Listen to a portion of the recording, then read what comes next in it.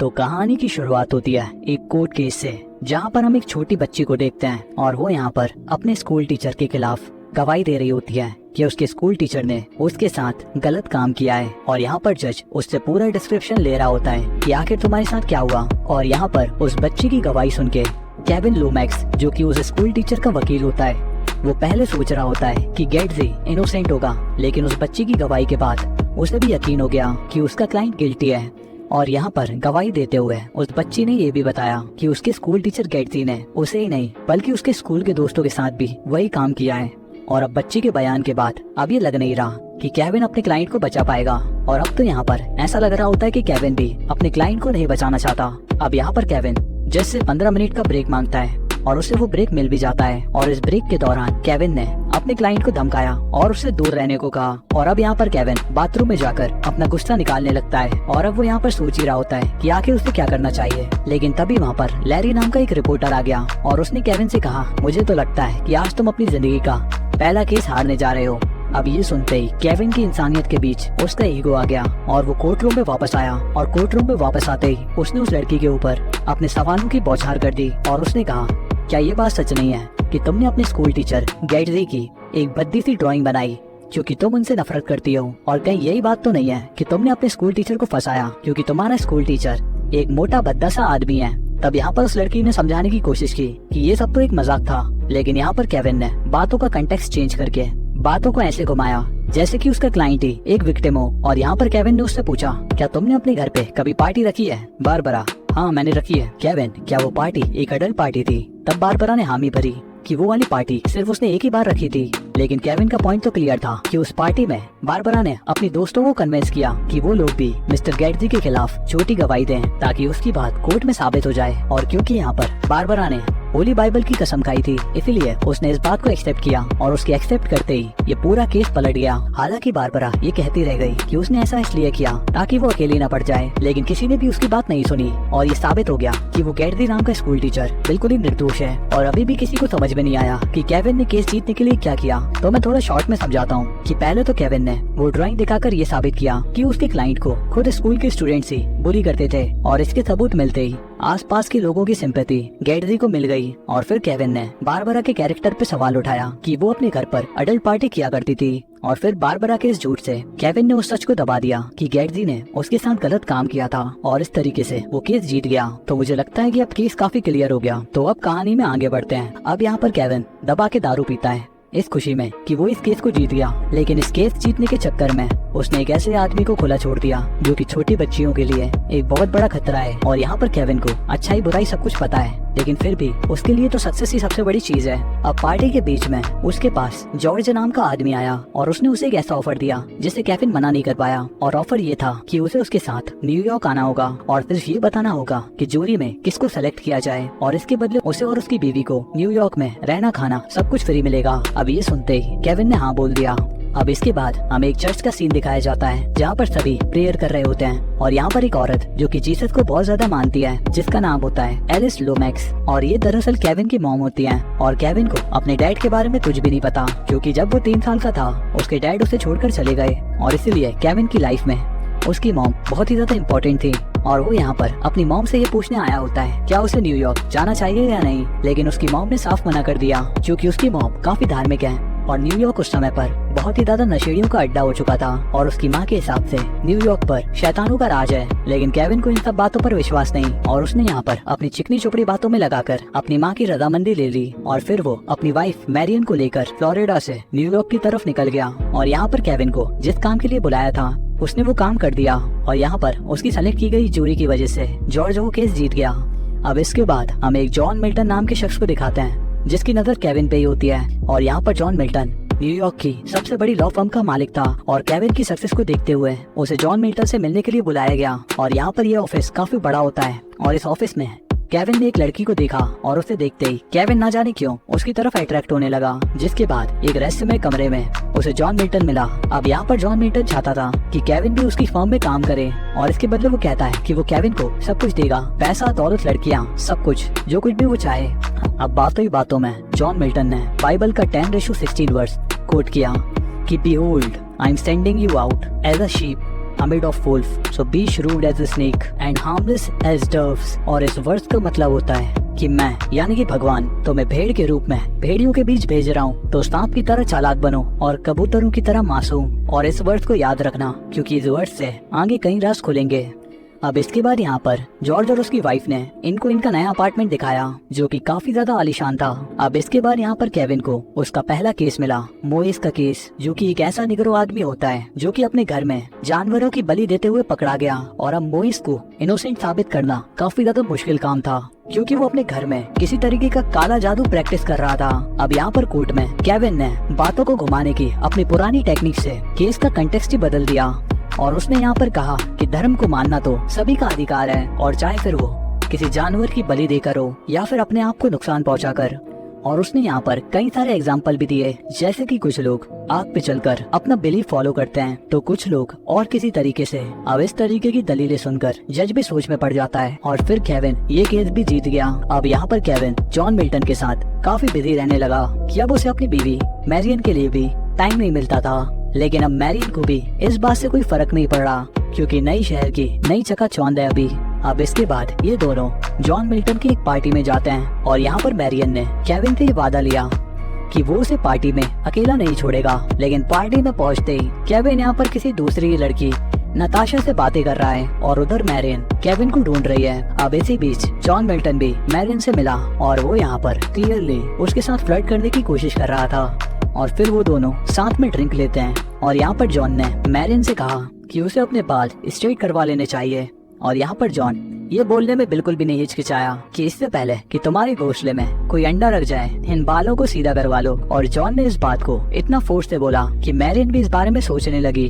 अब पार्टी के बाद जॉन के ऑफिस में केविन, जॉर्ज और जॉन और उसका पुराना वकील एडी वहाँ पर मिलते हैं। और यहाँ पर जॉन के हाथ में एक बड़ा केस लगा था, एलेक्स कलिंग का केस। और यहाँ पर एलेक्स पर यह आरोप था कि उसने अपनी बीवी, अपने गोद लिए बेटे और मेड को जान से मार दिया। और एलेक्स कलिंग एक बहुत बड़ा बिजनेसमैन होता है। अब ये केस वैसे तो एडी को लड़ना था, लेकिन जॉन ने फिर भी ये केस केविन को हैंडल करने के लिए दे दिया, जिससे कि एडी काफी नाराज हो गया। अब यहाँ पर केविन जब घर पे आता है तब यहाँ पर मैरियन शराब के नशे में डूबी होती है क्योंकि उसे केविन की वजह से 3 घंटे पार्टी में अकेले रहना पड़ा, जबकि उसने वादा किया था कि वो उसे अकेला नहीं छोड़ेगा। और वो यहाँ पर केविन से कुछ ज्यादा ही गुस्सा थी। अब इसके अगले दिन हमें एलेक्स कलिंग को दिखाते हैं जो कि जॉन के इस फैसले से बिल्कुल भी खुश नहीं था कि उसका केस एक काबिल वकील को हटाकर एक नौसिखिए को दे दिया गया। लेकिन तब जॉन ने उसे समझाया कि केविन आज तक कोई भी केस नहीं आ रहा और अपने हर केस को जीतकर उसने ये साबित किया है कि वो लॉ के बिजनेस में बेस्ट है। अब जॉन की बात सुनकर एलेक्स भी मान गया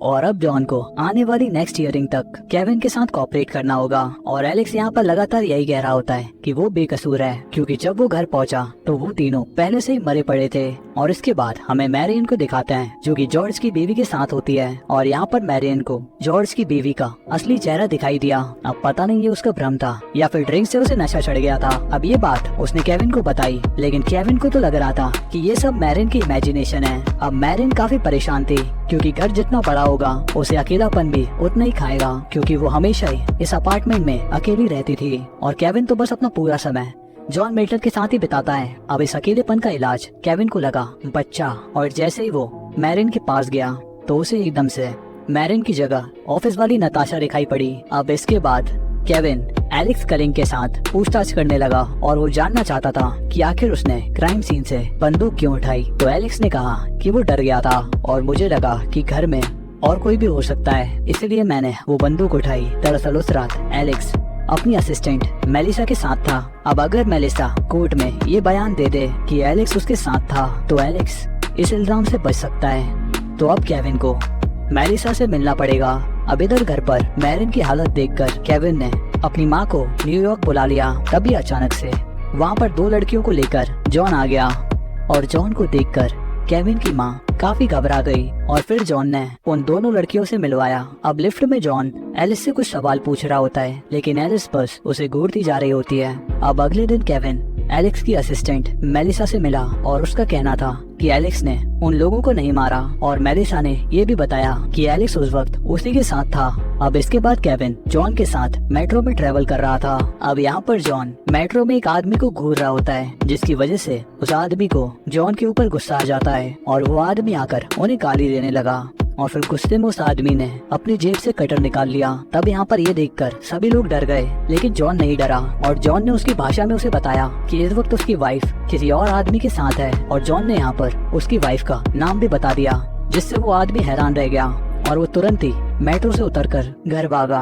अब ये देखकर केविन को तो समझ ही नहीं आया कि आखिर जॉन ने उसे क्या बोला। अब यहाँ पर वो दोनों बॉक्सिंग मैच देखने आए होते हैं, लेकिन यहाँ पर जॉन को पहले से ही पता होता है कि आखिर उन दोनों में से कौन जीतेगा। लेकिन आखिर ये जॉन मिल्टन सब कुछ कैसे जानता है, ये हमें मूवी के आखिर में पता चलेगा। अब जॉन एक ऐसा इंसान है जिसके आजू बाजू हमेशा ही लड़कियां मंडराती रहती हैं, और अब वो केविन को भी अपनी तरह बना रहा होता है। और इधर हमें मैरिन को दिखाता है, जो कि धीरे धीरे अपना दिमागी संतुलन खो रही होती है। और मैरिन को एक सपना आया जिसमें वो कभी भी माँ नहीं बन पाएगी, और उसने इस बात को सच मान लिया। और केविन के लाख समझाने पर भी वो इस बात को मानने के लिए तैयार ही नहीं थी कि ये सब कुछ उसका सिर्फ एक सपना था। अब इसके बाद केविन ने अपने घर के हालात जॉन को बताए। तब जॉन ने उसे सलाह दी कि वो इस केस को छोड़ दे और अपनी बीवी पर ध्यान दे, क्योंकि इस वक्त उसकी बीवी को उसकी सबसे ज्यादा जरूरत है। लेकिन केविन इस केस को इतनी आसानी से छोड़ने वाला नहीं था। उसके लिए तो मैरिन भी इस केस के बाद थी, ये बात तो उसने साबित भी कर दी। अब यहाँ पर कोर्ट रूम में दूसरे वकील ने एलेक्स की पूरी तरीके से धज्जियां उड़ा दी, और जब केविन की बारी आई तो उसने भी बिल्कुल सेम ही काम किया। और उसने भी यही कहा कि मैं भी तुम्हारी तरह एलेक्स कलिंग को बिल्कुल भी पसंद नहीं करता, और मुझे कोई हैरानी भी नहीं होगी अगर आप भी मेरी बात से इत्तेफाक रखते हो, क्योंकि एलेक्स कलिंग एक ऐसा आदमी है जो कि अपने पार्टनर्स के साथ धोखा करता है, अपने परिवार के साथ झगड़े करता है, और यहाँ तक कि उसके खिलाफ फ्रॉड तक के केस हैं। और इन सब कारणों की वजह से हम में से कोई भी एलेक्स को पसंद नहीं करता। और इन सब बातों से तो ऐसा लग रहा होता है कि केविन भी एलेक्स की साइड नहीं बल्कि दूसरी ही साइड है। लेकिन फिर एलेक्स ने ऐसी बात कही जिसे सुनकर पूरा कोर्ट रूम सोच में पड़ गया, और उसने कहा कि मैं चाहता हूँ कि आप सब लोग अपने आप से पूछें कि इस आदमी को नापसंद करना क्या काफी है इसे मर्डर के लिए दोषी ठहराने के लिए। और एक बार फिर से केविन ने कंटेक्स्ट को बदलकर बातों को घुमा दिया और अपने क्लाइंट को मुजरिम बनने से पहले एक विक्टिम बना दिया। और इसी के साथ आज की कार्यवाही यहीं पर खत्म हो गई। अब यहाँ पर केविन के पास मेलिसा होती है, जो कि एलेक्स को बेगुनाह साबित करवा सकती है। और उसने यहाँ पर मेलिसा को अलग अलग सवाल पूछकर ट्रेनिंग देना शुरू कर दिया, ताकि कोर्ट में उसके मुंह से कुछ और ना निकल जाए। लेकिन एक बात पर मेलिसा अटक गई, जिससे केविन को पता चल गया कि मेलिसा झूठ बोल रही है, यानी कि एलेक्स ही था जिसने कि वो 3 मर्डर किए थे। अब ये पता चलते ही केविन का दिमाग खराब हो गया, और उसने ये बात जॉन को बताई, जिसके बाद जॉन ने उसे सलाह दी कि वो अपनी दिल की सुने। और उसने उससे ये भी कहा कि शायद ये समय उसके पहली बार हारने का समय है, और जरूरी तो नहीं कि वो हर बार जीते ही। लेकिन केविन तो केविन ठहरा, वो ये केस भी नहीं हारा क्योंकि वो हारना चाहता ही नहीं था। और अब उसकी वजह से एलेक्स भी आजाद हो गया। और फिर केविन मैरिन के पास गया, जो कि काफी ज्यादा डरी हुई थी, और उसने केविन को बताया कि एक आदमी ने उसके साथ बहुत ही गलत काम किया, और वो आदमी और कोई नहीं बल्कि जॉन मिल्टन है। और उसने बताया कि ये सब आज दोपहर ही हुआ है। लेकिन आज दोपहर तो जॉन केविन के साथ